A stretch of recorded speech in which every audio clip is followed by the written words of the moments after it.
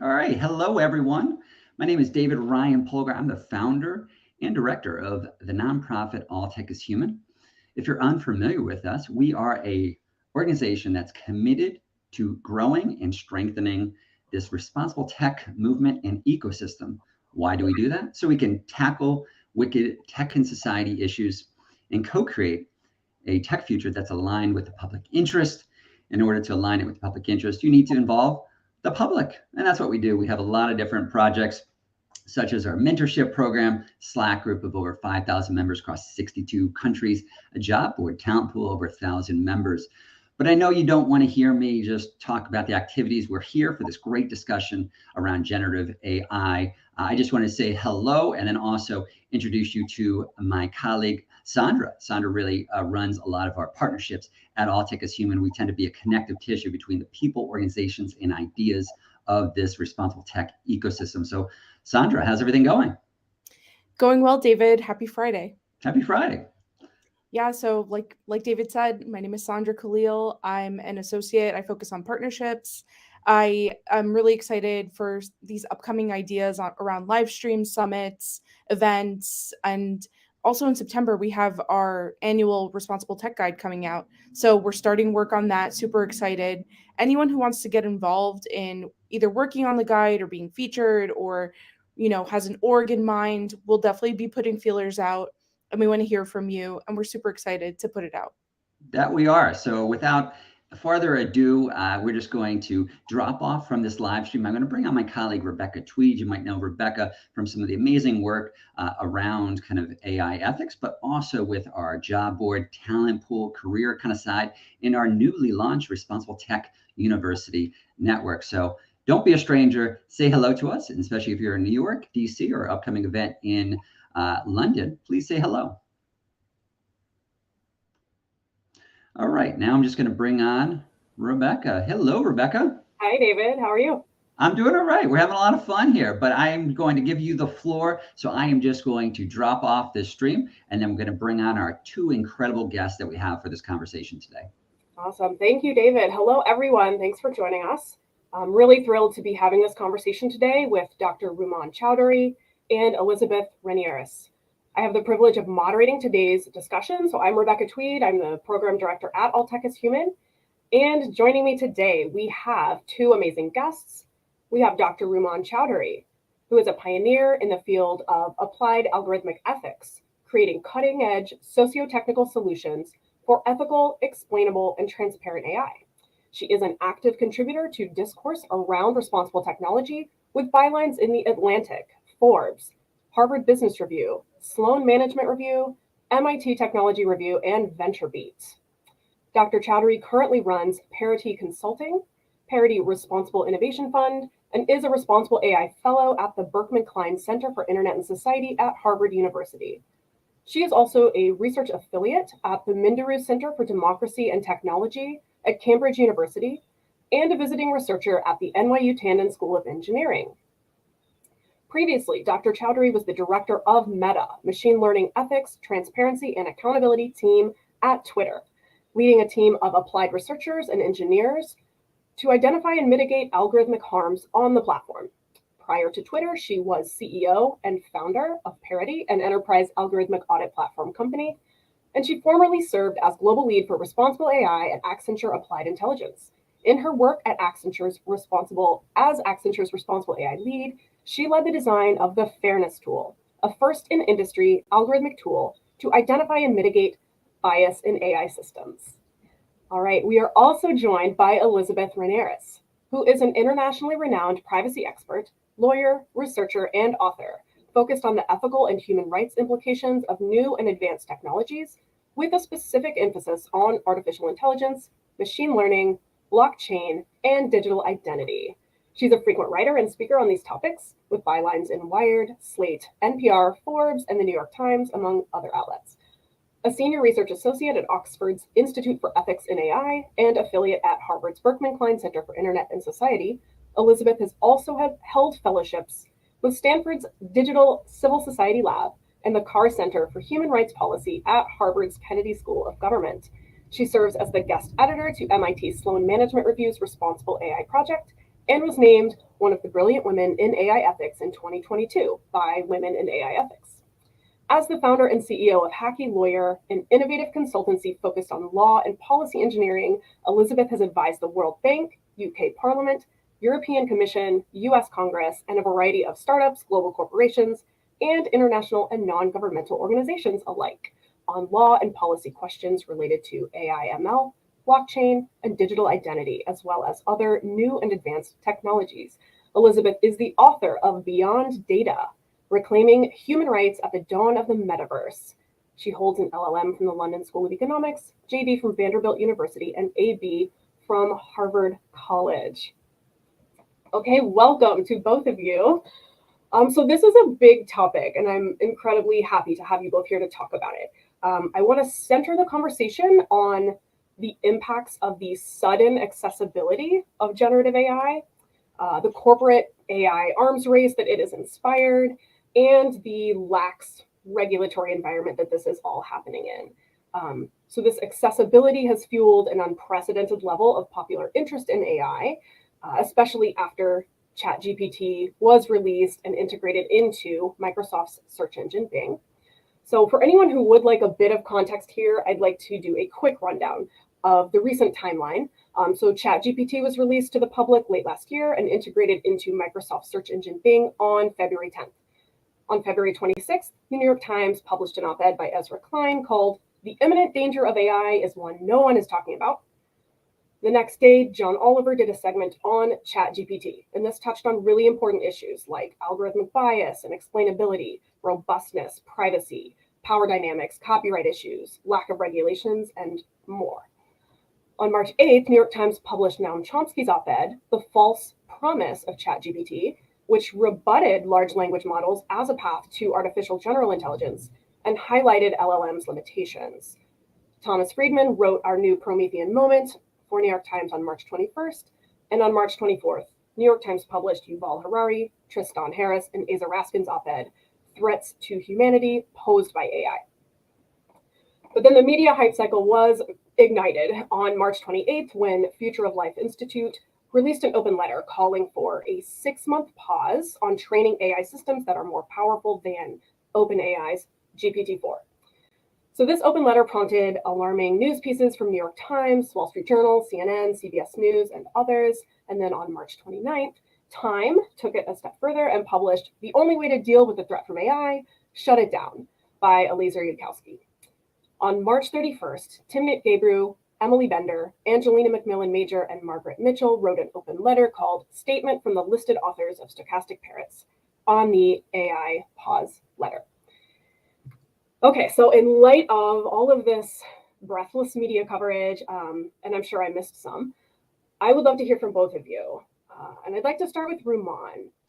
From your perspective, what would you say is the problem with this AI hype and the focus on a hypothetical, out of control, artificial superintelligence, or even AGI? What is the problem with that being the prominent message, and how does that impact your work? What a great question. So first is, I think a lot of the people in the room will agree that it deflects the conversation from tangible, real harms that we can take action on today to a philosophical, imaginary world that none of us will be held accountable for harms that may happen tomorrow. And the second part is, frankly, it's rather frustrating as somebody who's been in the field for a while. We had these conversations back in 2017 when I first started, and we've been having this conversation since before then. And it took, so I used to have a slide that I would, after a while, I had a slide that I would start all my talks with, and I would say there are 3 things I don't talk about. I don't talk about Terminator, HAL, and Silicon Valley entrepreneurs saving the world. I made that slide in 2017. I have brought that slide back. It is extremely frustrating because so many people in the field of responsible AI have worked to ground the conversation in very real harms, only to have that yet again snatched away from us to talk about paperclip maximizers, trolley problems, etc. And there is no small degree of frustration to hear people saying no one is talking about the harms when there is such a big and robust community, as reflected in the All Tech is Human community. There is a big, robust community that has been working on this from a research perspective, an industry perspective, a legal perspective, and to simply ignore all that because of some perceived difference between vanilla AI and generative AI is at best naive and at worst actively disingenuous, because again, it doesn't hold anybody accountable, because we would all love to sit on panels where we talk about AI waking up and falling in love, because that's not something you're going to regulate against. So we can regulate against are the actual harms being introduced today, people losing jobs, some people even, actively in the face of harm as a result of these calls. We're not going to talk about that. We're going to talk about whether or not it's going to wake up and fall in love instead. Yeah. There was a great piece in the Washington Post recently by Will Oremus, where the title is "The AI Backlash is Here. It's focused on the wrong things." And yeah, it talks about, forget robot overlords. The more pressing risk is that humans will use AI to make things worse. So Elizabeth, I want to have your perspective on this same question. So from your perspective, as a privacy expert, what do you see as the problem with this hype? Yeah, so firstly, I echo everything Rumman just said. I think there is absolutely a delay, defer, deflect strategy on the part of those who are most hyping these technologies to really kick the can down the road and put us off from, addressing imminent issues, but also present issues, most importantly, which are the ones that are concrete, based in evidence. There are countless examples. There are ones happening in high-risk contexts, from hiring to education to healthcare to criminal justice. So these are really pressing, immediate needs, things that we need to address. So I think that there's certainly that element. I think my biggest concern with the hype is a question of resources. So we have exceedingly limited resources, particularly from a law and policy standpoint, to address the very pressing, urgent present issues, let alone potential future harms that may arise. So we have gutted most of our public institutions. We have limited expertise. We have limited resourcing, both in terms of funding and expertise and personnel. We have growing and problems both in terms of complexity and quantity, qualitatively and quantitatively more complex problems to deal with, and we have dwindling resources. We see companies slashing ethical, responsible AI and responsible tech teams. So in the face of those dwindling resources, we're expected to grapple with growing complexity and mounting problems. If we don't address existing ones, we stand no chance of any potential future harms. And furthermore, I think it also serves to really distract us from laws and regulations that exist and that apply now, immediately. Those include everything from basic consumer protection and product liability laws and principles, to human rights frameworks, to data protection and privacy laws, to rules and regulations around procurement and sort of ethical supply chain requirements, corporate disclosures. There is a gamut, basic unfair and deceptive trade practices. There are a gamut of existing laws and regulations that apply now. And I think very much the hype is designed to pretend that these things exist in a legal vacuum, and that therefore we need to sort of start from a blank slate and pontificate about what will happen down the line so as to avoid applying any of our existing legal frameworks. Yeah, go ahead. Yeah, go ahead. Oh, I was going to say just a plus one, that I think that is part of the exceptionalism narrative, right? It is so exceptional. Nothing we have today could possibly contain it or could possibly grapple with it. And that is wildly untrue. And again, the same conversations we had back in 2017, right? And this was vanilla AI in Michigan. This was deeply narrow AI. This was, building a risk assessment system to determine loan readiness.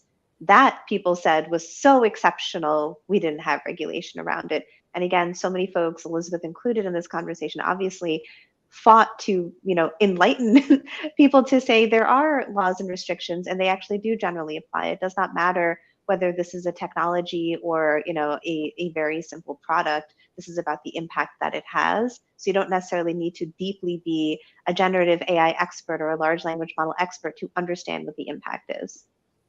If I could just add something to that as well. I think two things there. I think the fact that we've been screaming and shouting about this for a very long time. Also, I think it's important there to address the sort of gaslighting that a lot of people are feeling, particularly women who have been calling this out. I think there is a tremendous gender divide on the hype. And we saw this around other technologies, right? We had Safia's book long before anyone was screaming about the harms of social media, right? So the cycle sort of repeats. And I think there's a growing frustration around that phenomenon because it's also diverting resources. And I think the second thing to what Rumman just said is that, ultimately these technologies, all digital technologies, come down to people, corporations, and data, right? All three of those things are subject to a wide array of existing laws and regulations. So by focusing on AI as a thing separate and apart from people, companies, and data, we're intentionally ignoring, again, this robust set of tools that we have to address, most importantly, current harms, let alone future ones. Yeah. And from my perspective, I also want to throw in something, maybe a silver lining, from the perspective of someone who's basically a responsible tech evangelist and working in an organization that is constantly looking to grow the responsible tech community. It has been interesting when I saw specifically the John Oliver segment that really pointed out just this very basic AI ethics look at generative AI.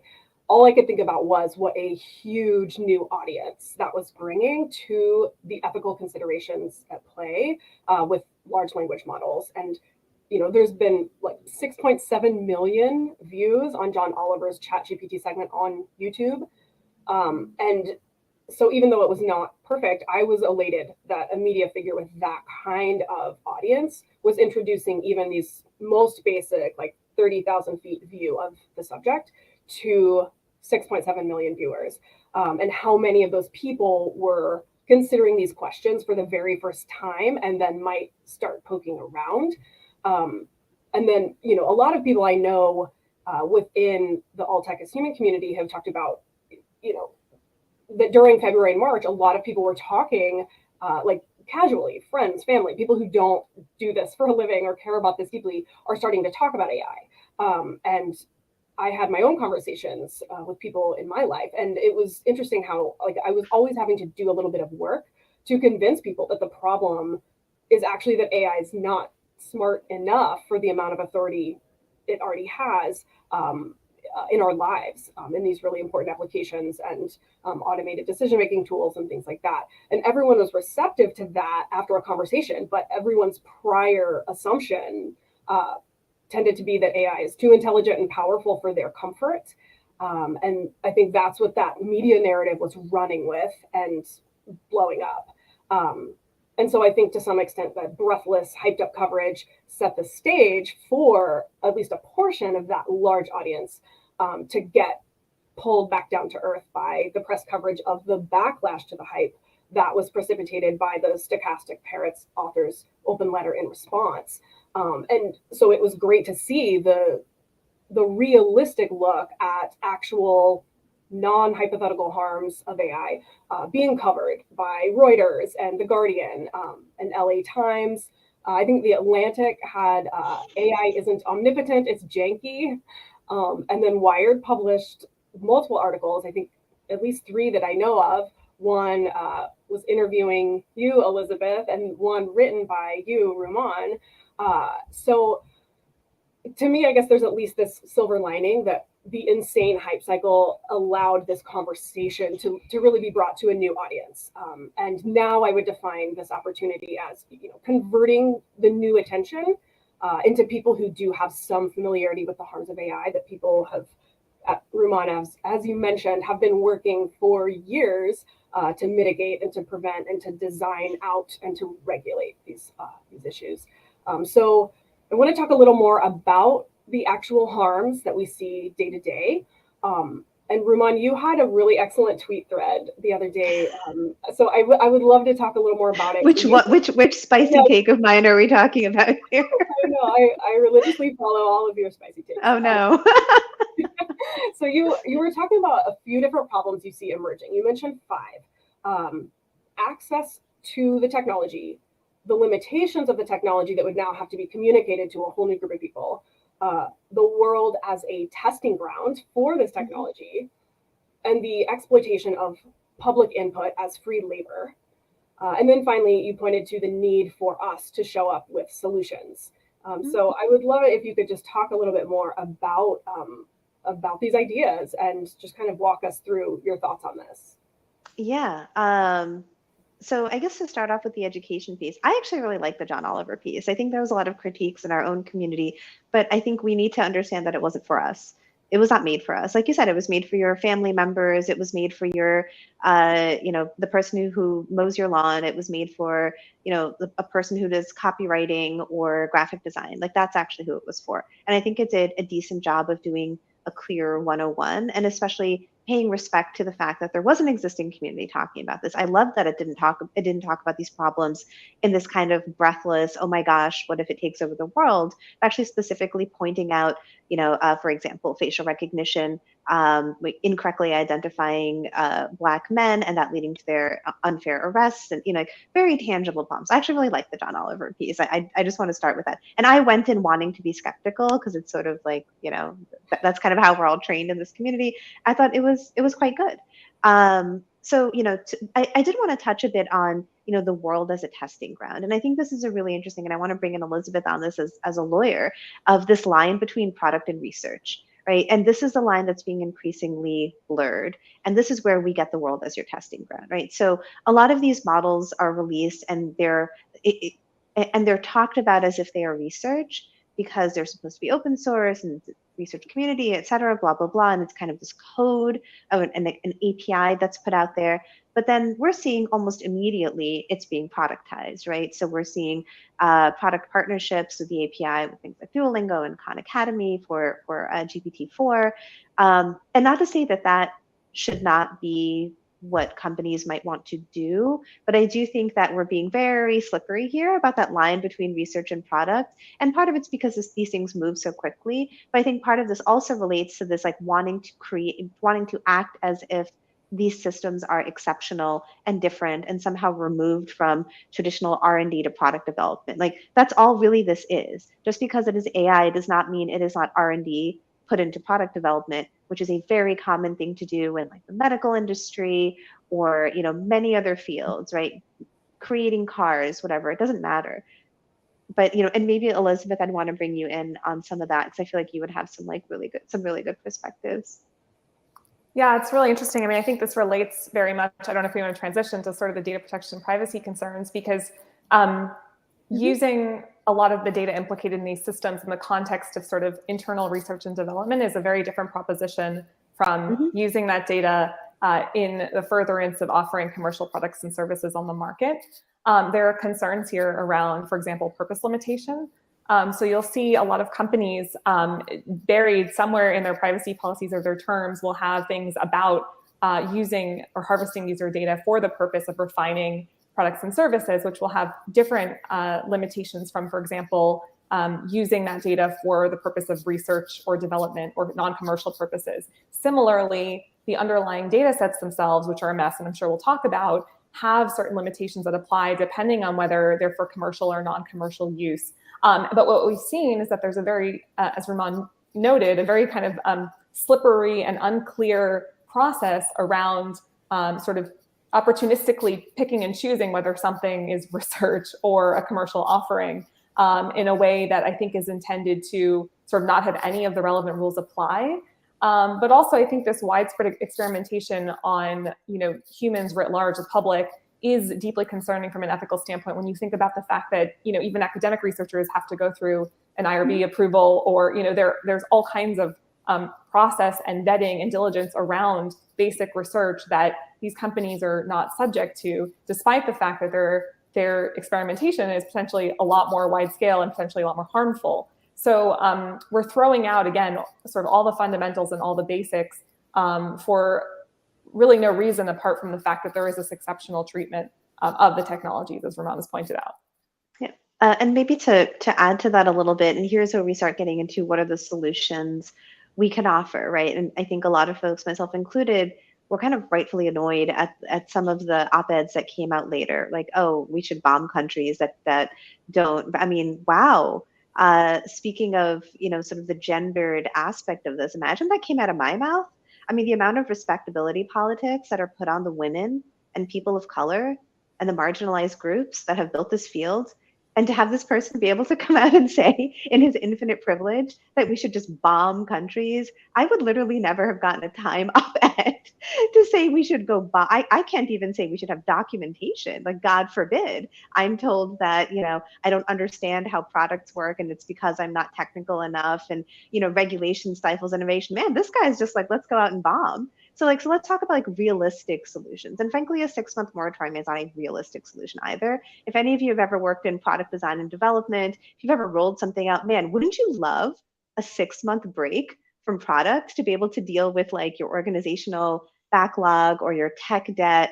Like, I think everybody in OpenAI would be like, man, that'd be great, because after 6 months, we would like take a real holiday, we'd come back and our products would actually roll out faster. So let's be realistic as to what a 6-month moratorium even means. And that's actually nothing. It does not mean very much. So what are some substantial and substantive things we can do?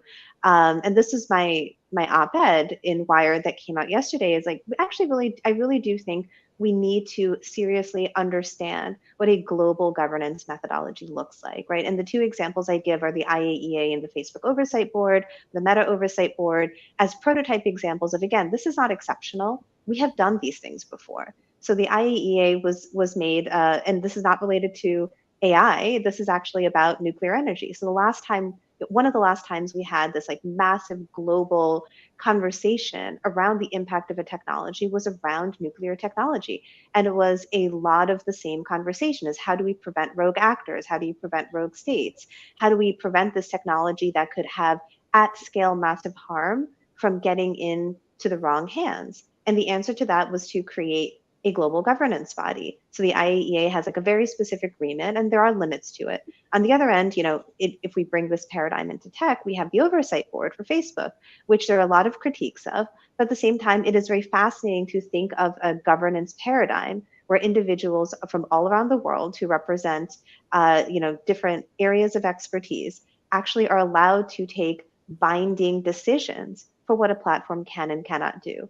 And I think we can build on those paradigms to think about the global impact of generative AI, not just from a research perspective or an advisory perspective, but actually implementing and testing solutions. So the example I gave was the OpenAI paper, which is really wonderful, by the way, on the economic impacts. And I'm glad they wrote it. But also, they should not be the ones writing it, not because OpenAI is untrustworthy or anything, but they did that because there's a vacuum. There's a vacuum of individuals with access to the kind of data needed to write a report that would say, this is the impact on different industries. And then also, even that report is written, and now what? Who is going to pick that up and solve that problem? This is not an issue of a particular country. This is not an issue even of a particular industry or type of person. This is a global issue. So how do we attack that problem?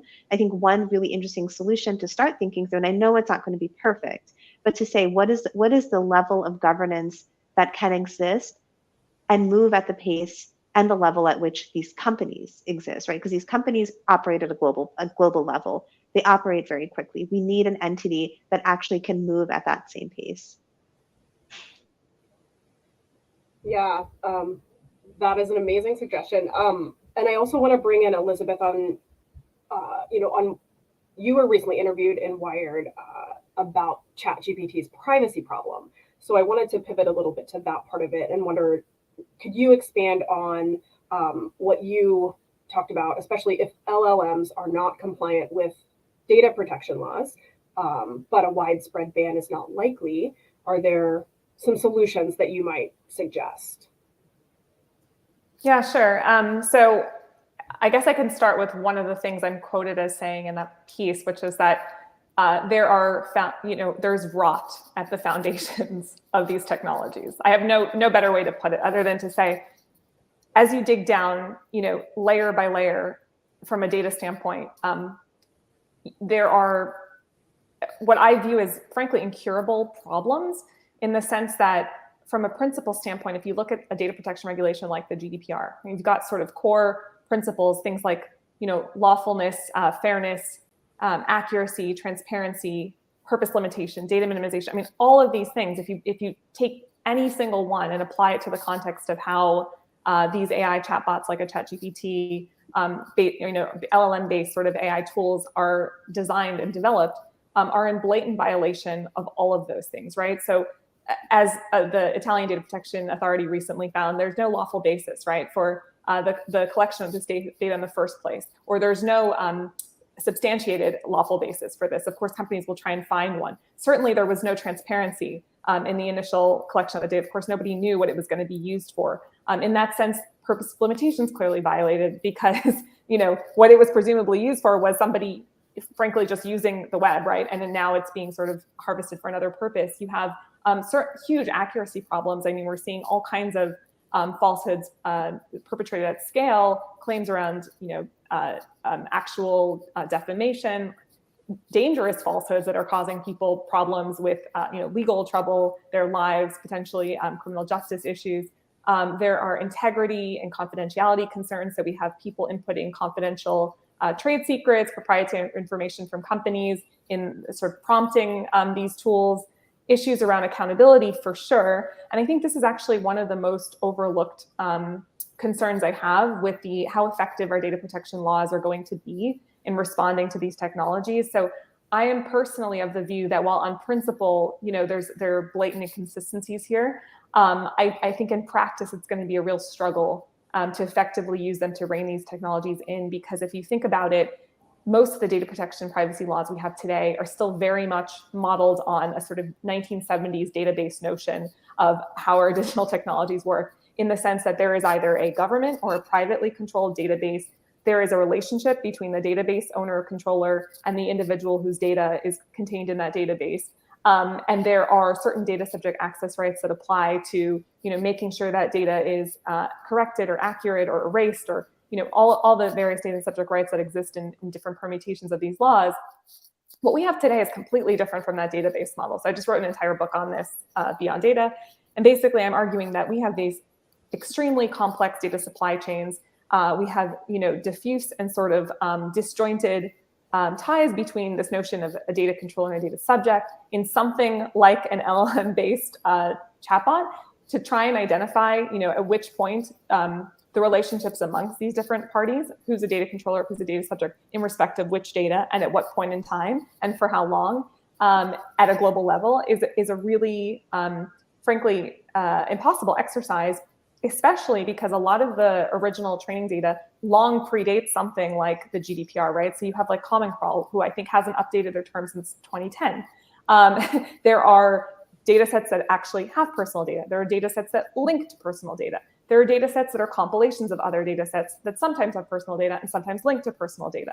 You have data sets that are, of unknown provenance. You have, there's just such complexity in actually identifying sort of the necessary entities in this complex ecosystem that the actual application of something like GDPR, unless we treat it as sort of a wholesale principles-based violation of the fundamentals of these legal frameworks, I think is going to be just sort of a game of whack-a-mole. And I think companies will find a way to sort of wiggle out of these obligations by just as we've seen with Meta, right? So Meta is now overhauling its sort of legitimate basis for processing data for targeted advertising. So companies will fluctuate between sometimes it's consent, sometimes it's contract, sometimes it's legitimate interest. They'll easily do the same with something like a ChatGPT.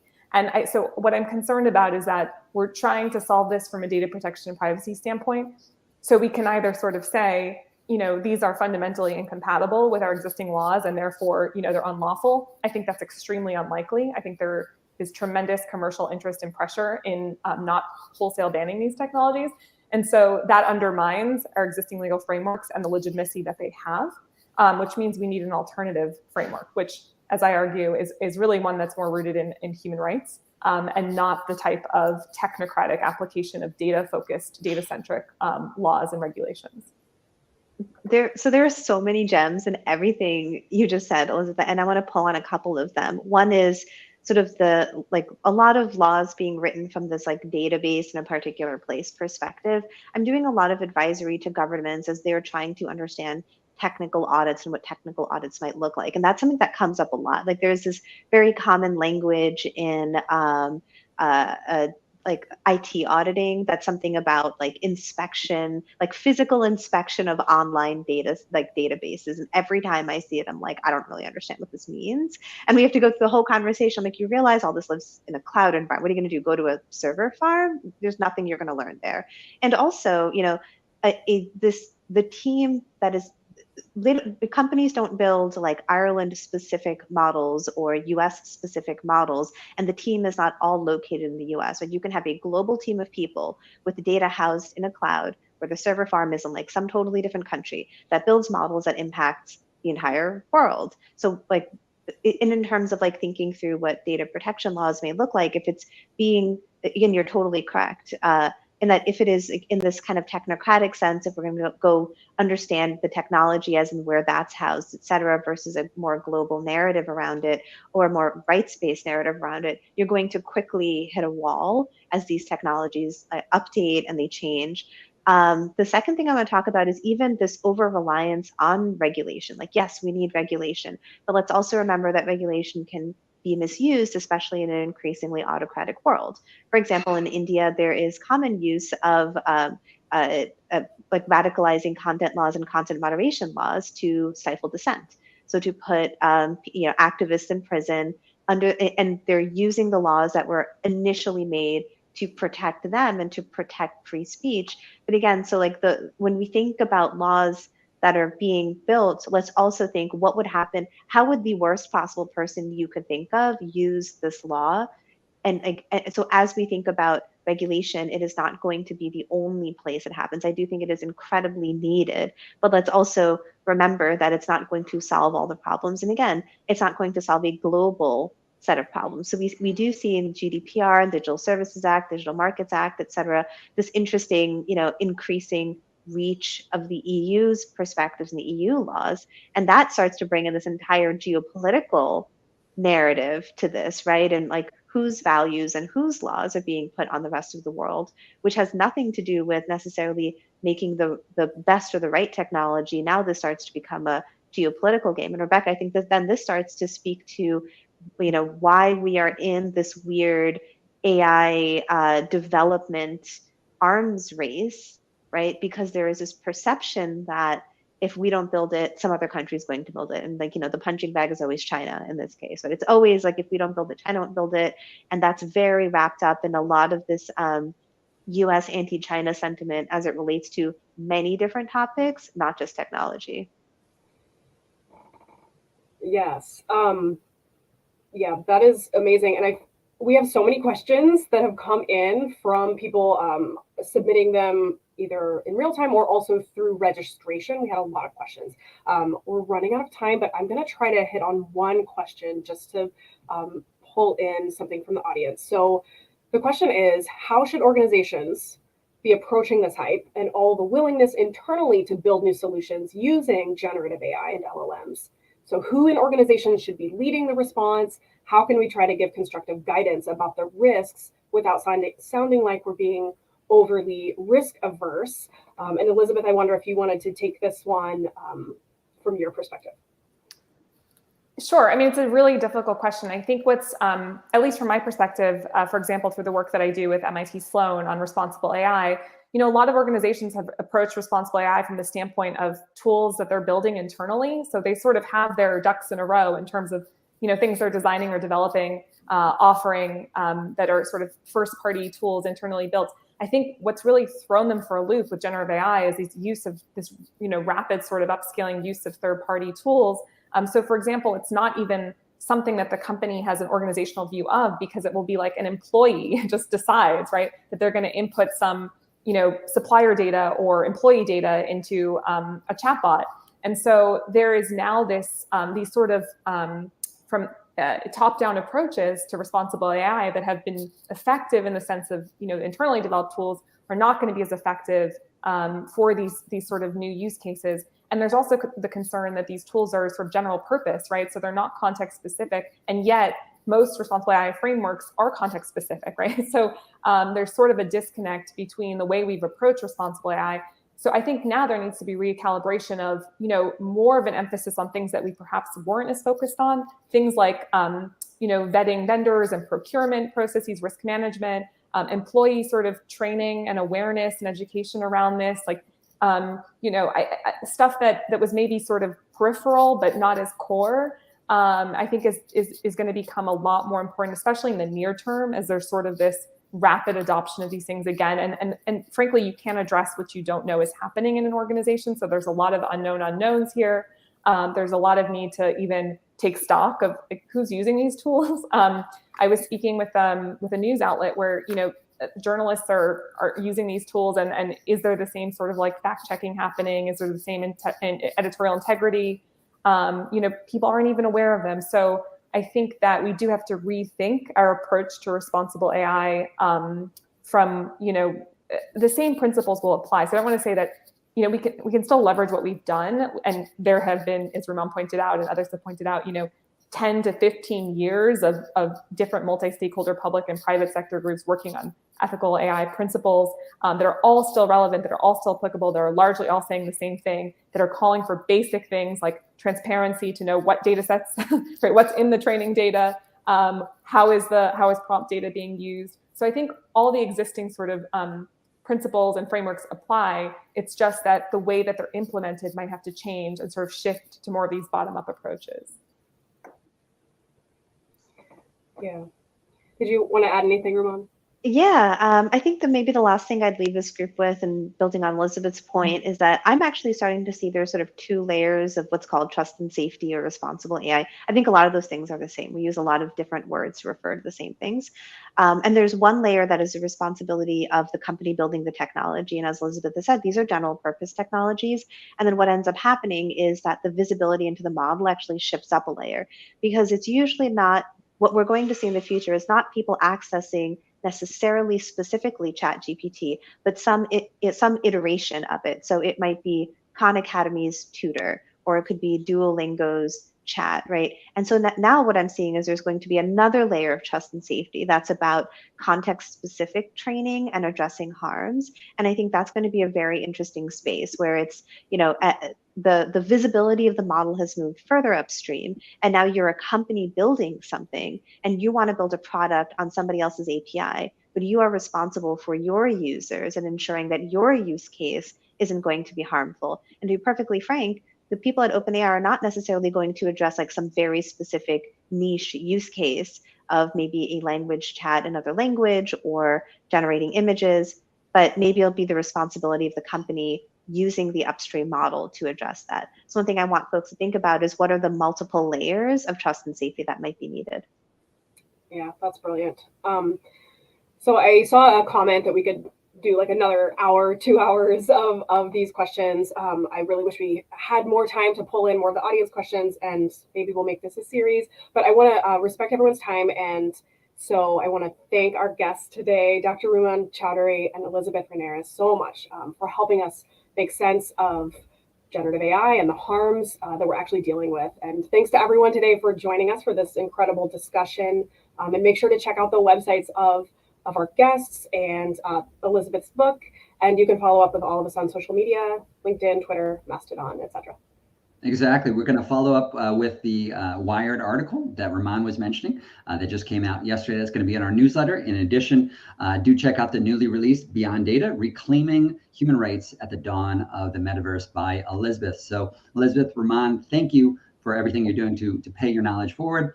And Rebekah, we'll keep on doing what we're doing and turn this into a series. So much great discussion. Thank you all for being here, and have an enjoyable weekend.